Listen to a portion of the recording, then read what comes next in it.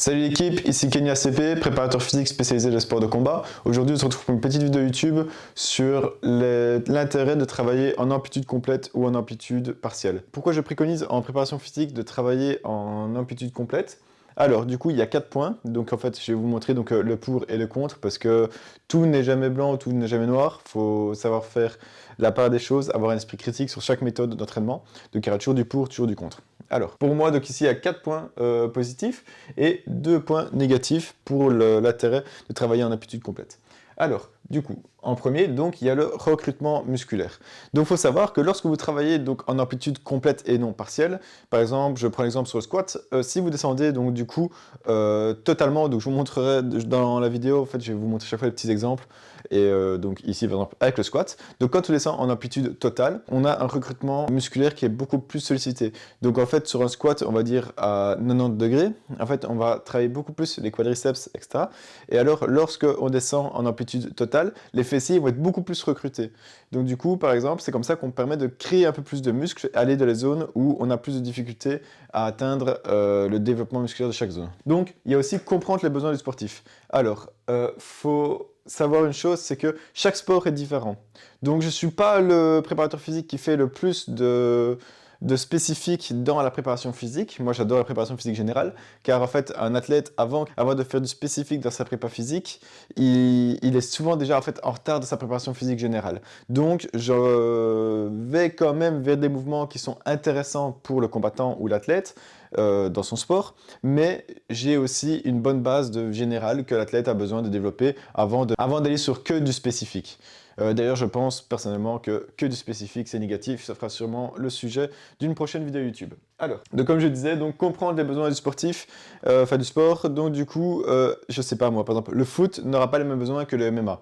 L'athlétisme n'aura pas les mêmes besoins que le MMA ou les sports de combat, style boxe anglaise, boxe thaï, etc. et tout.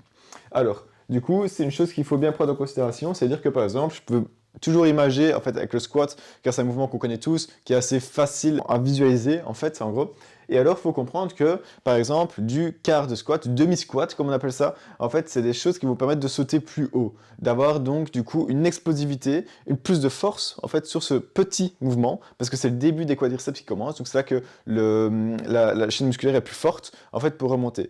Donc du coup, en gros, les sportifs, donc tout ce qui est par exemple de l'athlétisme, etc. et tout, vont faire beaucoup de demi-squats. Ou de quart de squat, certains, même pour tout ce qui est saut, basket, athlétisme, etc. et tout. Donc en gros, les demi-squats ne sont pas à bannir, en fait, parce qu'ils sont spécifiques aux sportifs. Maintenant, est-ce qu'il faut faire que du demi-squat? Là, non, moi personnellement, je suis pas d'accord, parce qu'on va commencer à créer des interférences, et en fait, on va créer de plus en plus de différences physiques entre le squat complet et le demi-squat, et donc du coup, les chaînes musculaires vont pas être uniformes, en fait, elles vont avoir un petit déficit de force. C'est pour ça que je ne préconise pas de faire que des demi-squats, mais c'est plus cohérent. Par exemple, dans le sport de combat de l'MMA, on ne saute pas. À part ceux qui font des coups de genou sautés, mais en soi, on s'en fout un petit peu, on va dire voilà, donc on ne saute pas. Maintenant, les demi-squats ne servent pas qu'au saut, mais c'est quand même plus pour ça qu'on va mettre du demi-squat. Par exemple, moi, un athlète de sport de combat, il va faire un squat complet. Donc je préfère qu'il soit, parce qu'on va être dans des amplitudes qu'on ne maîtrise pas dans le sport de combat. Car il n'y a pas que notre force à nous, il y a une force extérieure qui vient s'ajouter à ça. Et donc du coup, quand la personne va te mettre à terre, en fait, contre la cage, en fait, tu vas avoir des amplitudes qui vont être très profondes. Et si tu n'as jamais habitué ton corps à avoir une charge sur toi en allant dans ces amplitudes profondes, tu risques plus de blessures. Bon, j'ai déjà commencé à parler un petit peu plus prévention blessure, mais j'y reviendrai un peu plus après. Donc c'est ça, il faut bien comprendre que tu ne gères pas tout dans ton sport et qu'il faut que ton corps soit prêt, du moins le plus possible, à aller dans les extrêmes, dans les moments assez loin, profonds, etc. Alors du coup, c'est ça qu'il faut bien comprendre les besoins du sport. Donc en fonction de ton sport, donc moi dans le sport de combat, je vais généraliser, faut toujours prendre du pour et du contre là-dedans, mais on va toujours aller en amplitude totale. Même en termes de mobilité. Car la mobilité, on pense beaucoup que c'est tout ce qui est étirement, etc.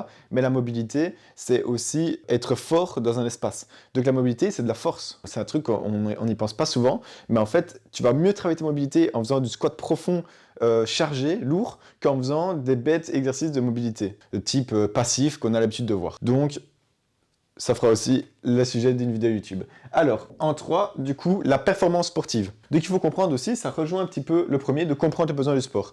En fait, en gros, il faut savoir que quand tu es un athlète, sur n'importe quel sport, autre que du strongman, du powerlifting, de l'haltérophilie, en fait, tes mouvements, ton sport n'est pas la préparation physique. Donc comme je l'ai dit tout à l'heure, petit disclaimer, la préparation physique générale est quelque chose d'important, même d'obligatoire pour un sportif de haut niveau, mais il faut aussi comprendre que ça, c'est pas forcément ton sport. Il faut bien mettre la part des choses. Mais tu as besoin de ça pour être performant dans ton sport. Il va falloir réfléchir un petit peu, mais voilà, en gros. Moi, je m'en fous que mon athlète, il ait un max à 250 en squat. Moi, s'il fait un 250 en squat comme un powerlifter, ça ne m'intéresse pas. Je ne juge pas le powerlifting, c'est un sport. Moi, mon combattant, il fait pas du powerlifting.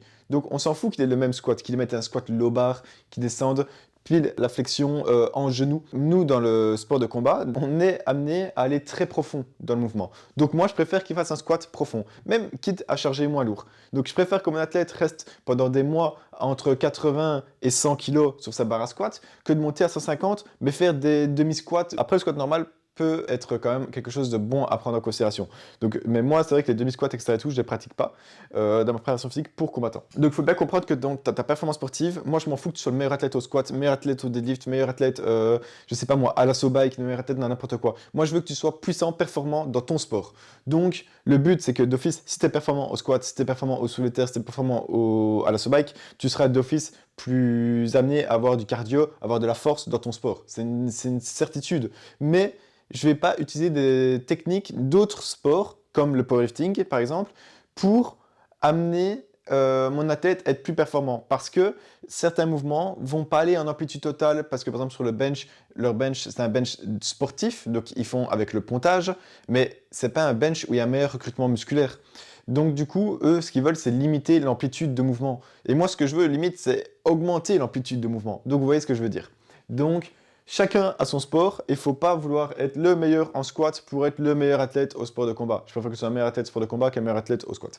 Alors, en gros, et du coup, en 4, la prévention de blessures. Donc en fait, c'est simple. Comme j'expliquais un petit peu tout juste avant, parce que j'ai tendance à vite parler, aller toujours plus loin dans les explications que le point que je mets de base. Vous allez commencer à me connaître là-dessus. La prévention de blessures, du coup, c'est pourquoi est-ce que c'est intéressant la prévention de blessures, d'aller en amplitude complète? C'est parce qu'en fait, du coup, vous allez, comme j'expliquais tout à l'heure, aller dans des amplitudes qui seront similaires au sport que vous allez pratiquer.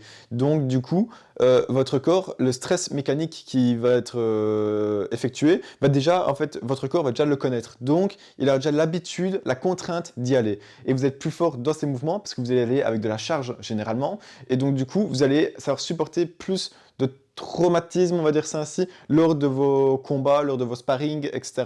Et donc, vous allez pouvoir être plus performant à ce niveau-là.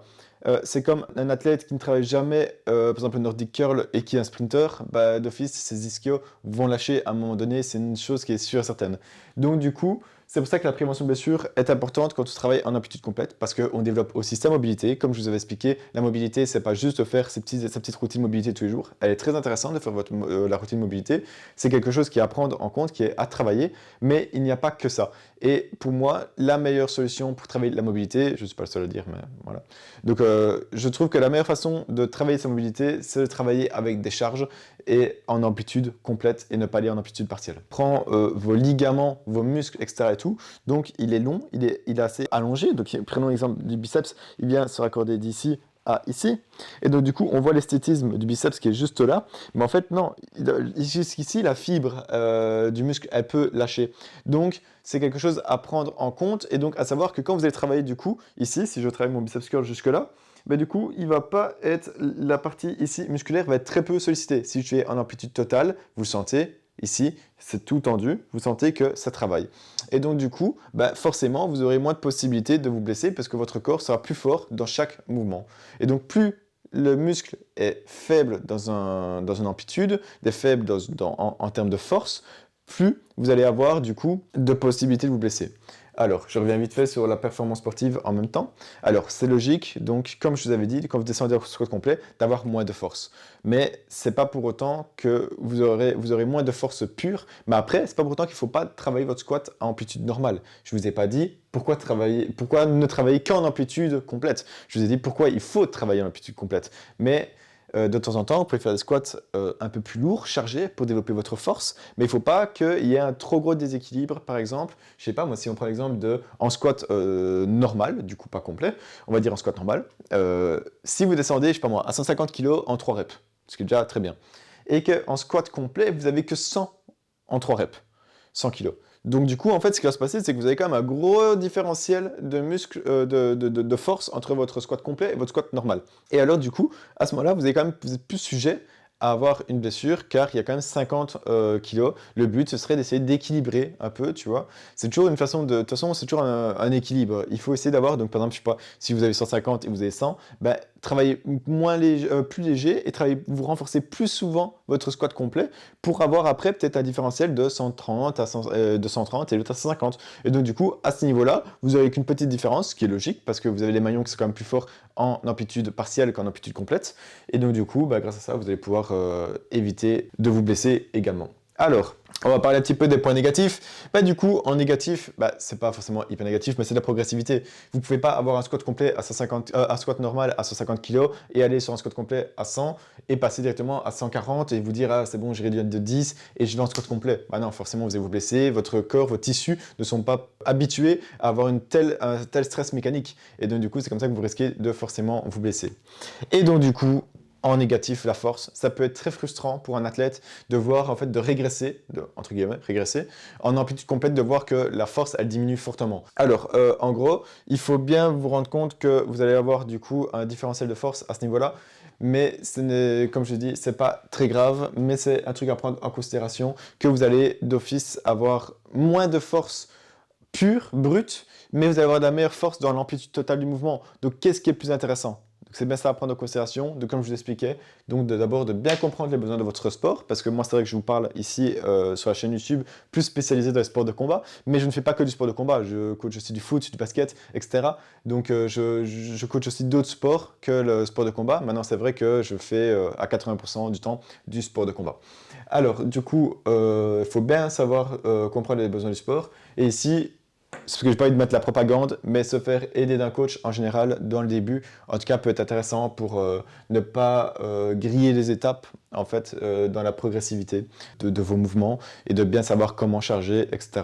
Et avoir un bon feedback pour voir si vous avez les bonnes capacités en termes de mobilité de base en fait pour aller à l'amplitude complète, parce que c'est des choses à prendre en considération. Si vous avez fait toujours des amplitudes partielles lors de vos mouvements de préparation physique ou de musculation, vous ne pouvez pas du jour au lendemain aller directement attaquer en amplitude complète. Surtout que vous connaissez votre force dans l'amplitude partielle et donc du coup vous avez quand même pensé à surcharger votre barre et c'est là que vous risquez de vous blesser. Donc tout est à prendre en considération. Je vous donne le plus d'informations possible avec un esprit critique. Essayez de vous développer. Comme je vous ai dit, tout n'est pas blanc, tout n'est pas noir. Il faut faire la part des choses, avoir un bon esprit critique. Vous avez aussi accès à mon programme Ready to Fight, qui est un programme spécialisé pour le sport de combat. Pour le moment, il n'y a pas encore d'autres filières qui est présente, mais c'est un programme qui est spécialisé pour le sport de combat.